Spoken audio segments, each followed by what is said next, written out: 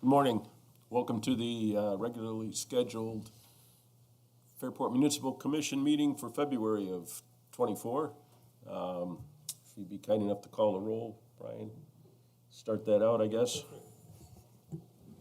Put me in charge of it last month. Commissioner Jordan, Present. Commissioner Stuckey, Here. Commissioner Keefe, Present. Commissioner Fritsch, absent, Commissioner Schlappa. Present. Thanks, Holly. No visitors in the audience this morning, so we'll move on to unfinished business from the January meeting, which is the review and approval of the minutes, and I will recuse myself as I was not present.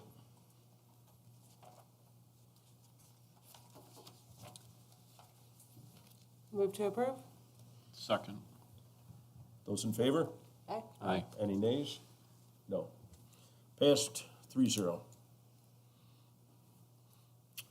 And we'll move on to new business, and we have some operational things to take care of as far as declaring surplus.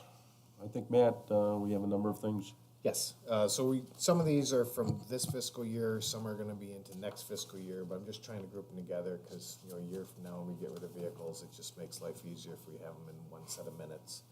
So 5.7 and 6.2 are actually in this fiscal year, the chassis are here. One was actually delivered on Friday. Where 6.0, 6.4, and 6.6 will be into the next fiscal year, but, so most likely that could be end of this year or beginning, first quarter of 2025. By just trying to get everything grouped together. So.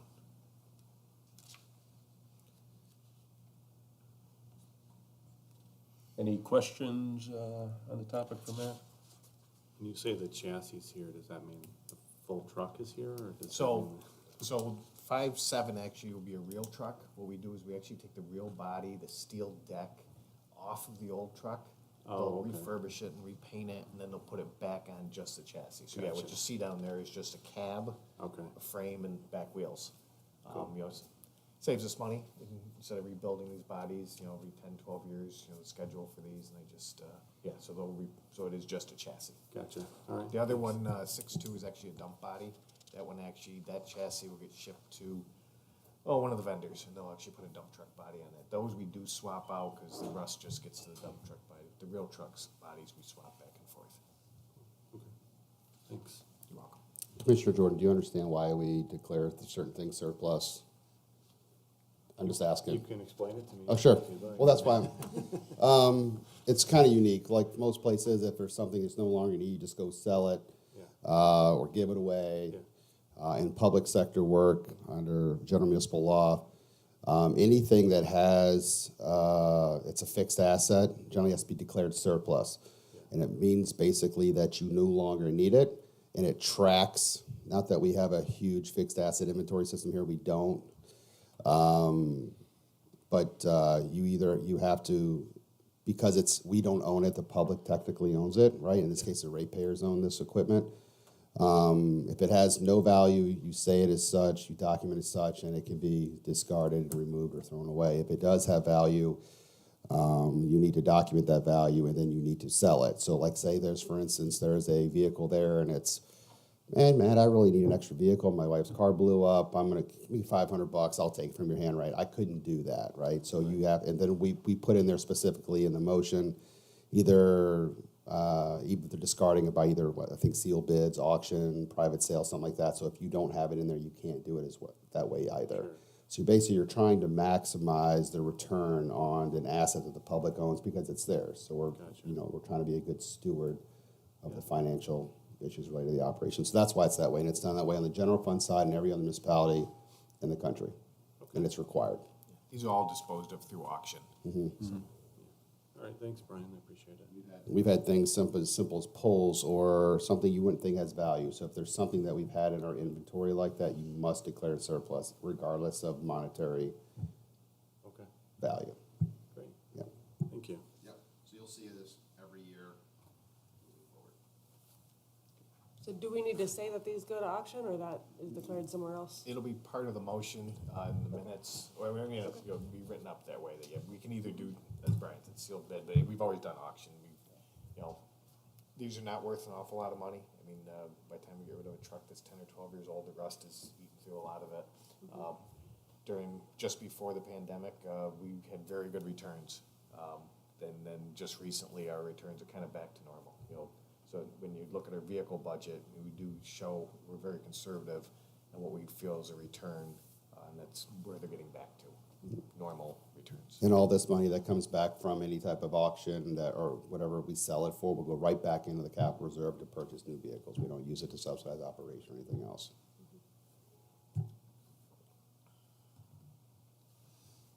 I'll make a motion to declare those items as surplus and to have Thanks, them Steve. as just We have a motion on the floor, articulated.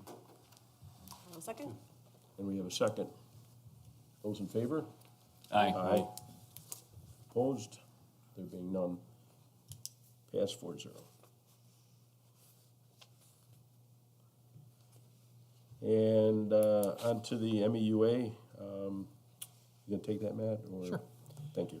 So this is, I'm still lucky enough to chair the engineering committee for the MEUA. I've been doing this, I don't know, gotta be almost 20 years at this point, but we do a spring session, we do a fall session. Last fall, we'd done this in the past that we'll combine with the accounting group. So there's engineering committee that does a twice-a-year workshop, and there was an accounting committee that used to do it once a year. But we're starting to do a spring and fall, and we join them, do them together. In the fall, we actually did a day and a half as group sessions. Brian did a great presentation on capital planning, and we kind of did members doing members presentations. So it was very well received. This time, we're going to split it up, so we're going to do a full day of just engineering, and then in a different room, they'll do a full day of accounting, and then we'll combine together for half a day. We do have Luke Wenshoff and I are going to present on stray voltage along with system inspection. There's some members that are still confused on the PSC regulations. Lauren's actually going to present on engines. It's NJUNS. It's a national poll database that we've used for, going on 8 years or so. So what happens if we go set a poll, we then notify, Frontier and Spectrum and First Light and all the rest of them. And then they have 90 days to work. And everybody works out of this. The PSC says you have to work off this database. It has helped. Some of the issues we had older than that, 8 or 10 years before we started this, were part of it. And we'd notify one vendor, and that person maybe is retired. With this national database, just kind of streamlines everything. So that's called engines. So it'll be good. We actually have some of our own employees, our own staff up presenting. I'm super proud of all of them, and stand there in front of the group. We know how good we are. It just helps us. So yeah, we did a day and a half. If anyone's welcome, or would like to come down, I'd be happy to register you. We do have cars. There are some people staying. We do have some cars. We'll have 2 minivans going back and forth. So if you can't stay and you want to come back that night and go back the next day, but if you're interested, the agendas you could mix and match. You could spend 1 hour in the engineering side and then walk next door and do the accounting side if something interests you in that end. But if you're interested, please let me know. If you could this week, just so we can get registration done. They're a lot better than they used to be. Are you The saying I workshops. got better, that since I have better help, that it's getting Yeah, better? I mean, they're a lot, and they're combining them to make it more interesting to get, because there's a lot of, sometimes when it got very engineering, unless you were truly in that field in operations or a line worker, it was sometimes hard to relate, or just wasn't as interesting as it could be, and I think they're mixing it both, because all these things apply to each other, accounting and operations, and they're very good. The last one was incredible. I thought it was great. Very well received. I think there was 180, 200 people in the room, and it was all eyes looking at the front.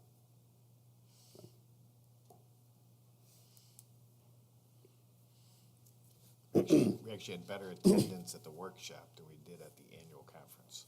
So, Twofold. yeah. So I'd like to try to repeat that if I could. Some interesting topics on there too, as far as things go. I see there's one on non-traditional wood poles, which would be sort of piqued my interest when I was looking at it. Yeah, we do look at those. The composite poles are great. They're very expensive. They do have obviously a longer lifespan. You can handle those. We've looked at steel poles. So yes, we try to bring that technology in, because some things that maybe doesn't really apply to us. It does apply to some of these other communities. There's some things that we do and have done for a long time, but they're just starting to do. So some of it is kind of a basic knowledge also, but yeah, we do try to vary those topics for sure. Yeah, thanks, Matt. You're welcome. Okay. On to the rate case. I guess we have a little progress report happening. So this is going to be a relatively brief update, but we've been working with our contractor, PLM, to submit some requests that they've had so that they can start in the preparation for the rate case. And we continue to provide them with the documentation as they make those requests. But that's about it for the time being. Is there an interested time when we think we might submit, go through review, and maybe have it enacted? Ballpark? They haven't given us any, they're gathering the data.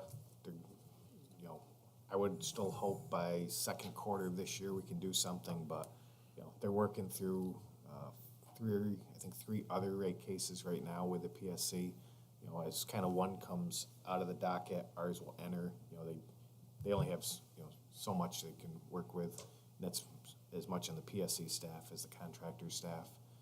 But, behind the scenes, we do have our paperwork ready, and, Holly's very responsive in the emails. When they ask for questions, she's, answers them right away. So, I'm hoping in the second quarter that we can do it, but there are no promises, obviously.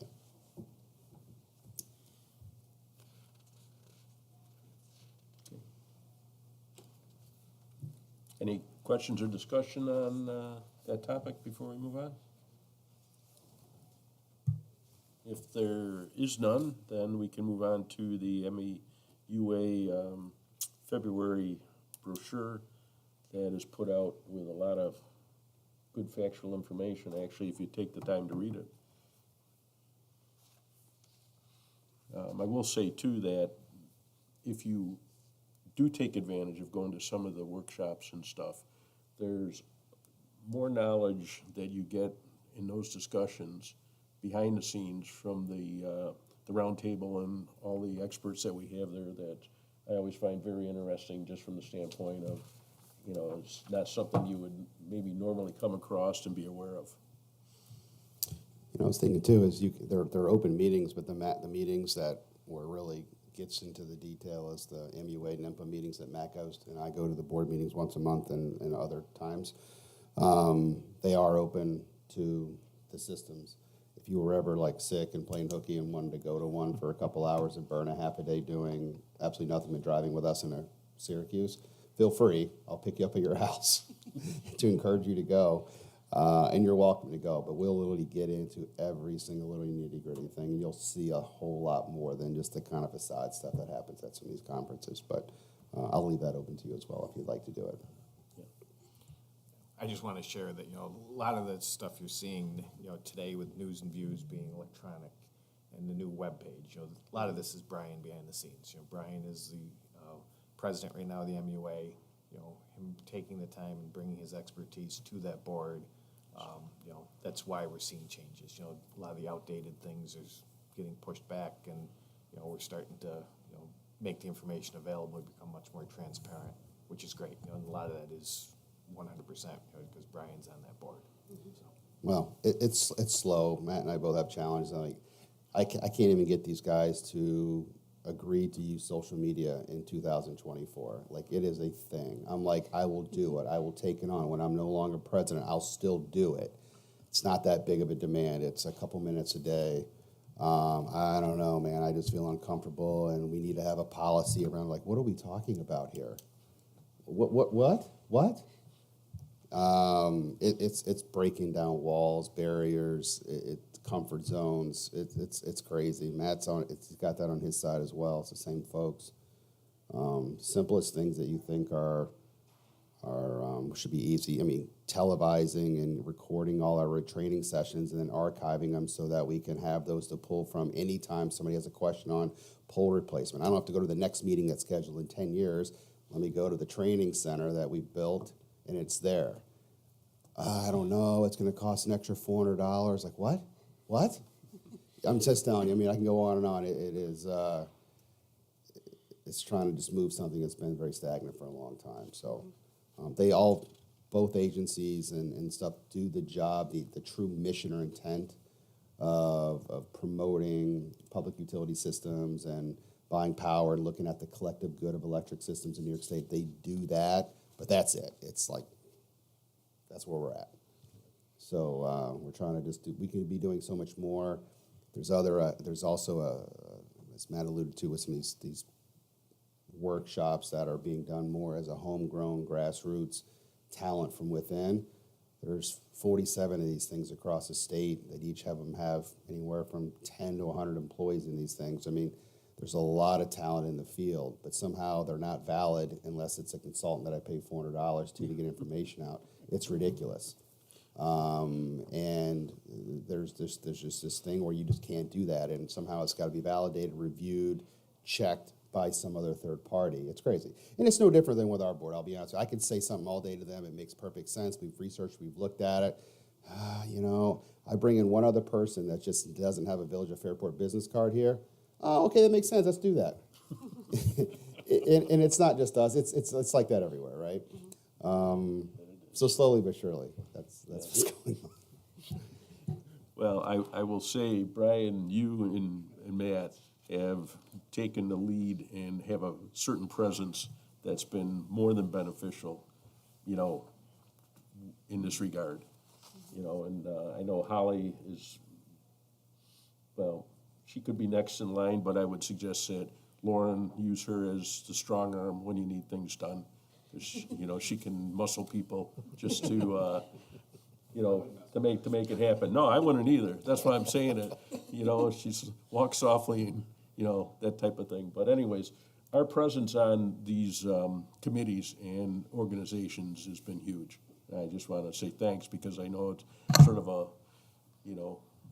trial and error, but it's also trial by fire and, a number of other things dealing with the mentalities that you do on that. And we all know that it's there because that's the mentality that we have working in the public sector at times. And it's sort of like, well, don't lose the long term just for a couple bucks, because it actually pays more dividends to do it and have it there for the future use than not doing it at all. And Fairport has a long history. I mean, Bob Vasey served as, twice president. Ken Moore had served, I think, twice. And Brian, so it's, we have a long history in the MUA and the Engineering Committee and NIMPA. I mean, just, you're right. I mean, the time we spend, this is all volunteer work, is worth it. I mean, it's, it helps us, it helps all the munis. It's important. Matt, I think you'll be president for the third time coming up in 2 years, right? I will be president for the third time. There'll be 15 years on the NIMPA board. So that'll be enough, though. Well, I'm retired. I'm here to help if you need me.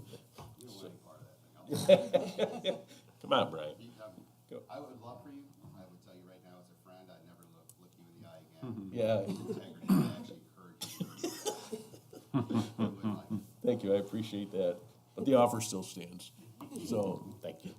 so anyways, any other discussion on that topic? If not, we move on to the financial reports. So I guess we have finalized December's, and then we also have estimated for January to, that's in the works, right, Holly? Yes, the cash flow for January as well as the final financial report for December is in the packet for review. I just wanted to say thank you to the commissioners who were able to make it out last week or the week before for the review of the financials. The numbers have not changed drastically since you last saw them. We are still continuing to work on the budget preparation, but the financials for December, there was about a $400,000 loss for the month of December. That's due to the rising cost of the electricity as we move into the winter months, with the revenue lagging a little bit in terms of when that will come in.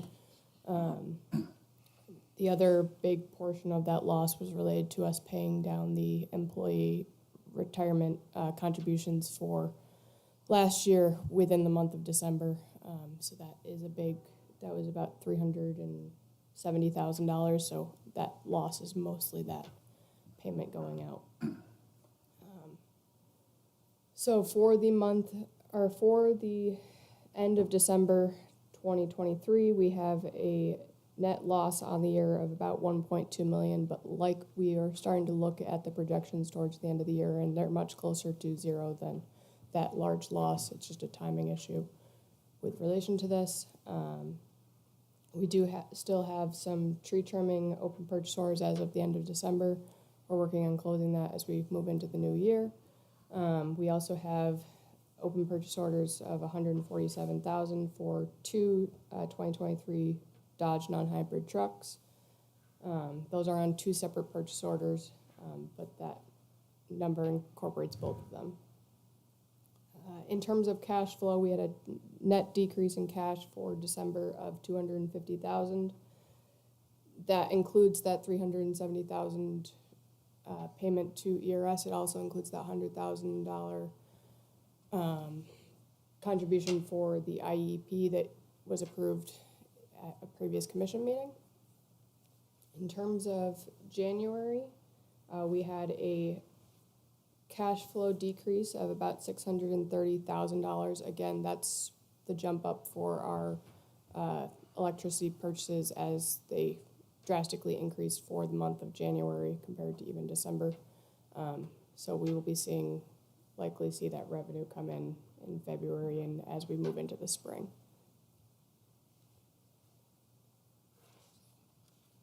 That's about it. Questions, discussion?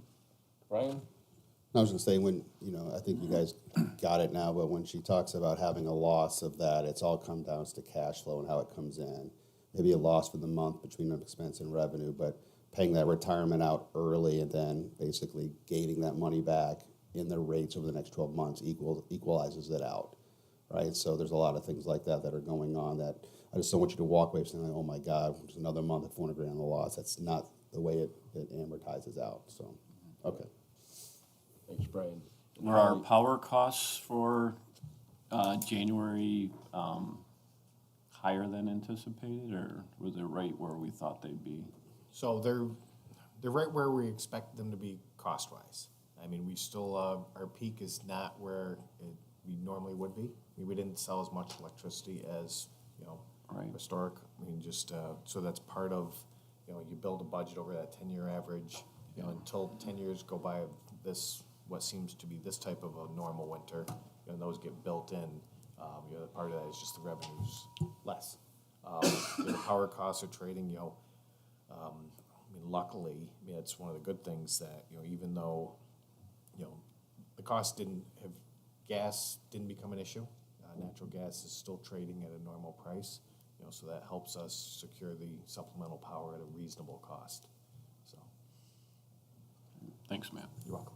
I mean, if you guys look at the weather, I mean, our late February, early March is not great for our time at all. I mean, it's gonna be, yesterday was beautiful, and it's gonna be beautiful this whole week. 2 days of 66 degrees plus sunshine. And then the Monday, Tuesday, Wednesday of next week are all in the 60s. So this is terrible for our time when we're supposed to be cranking it. If you remember, this is when we truly sell our power, January, Yeah. February, March. This is where most of our budget fills in. So, this is the second winter in a row we haven't had a winter. So without the sales, obviously, we should expect, I won't say bad news come the end of the year, but I mean, I'd be realistic about It's will scary. end up.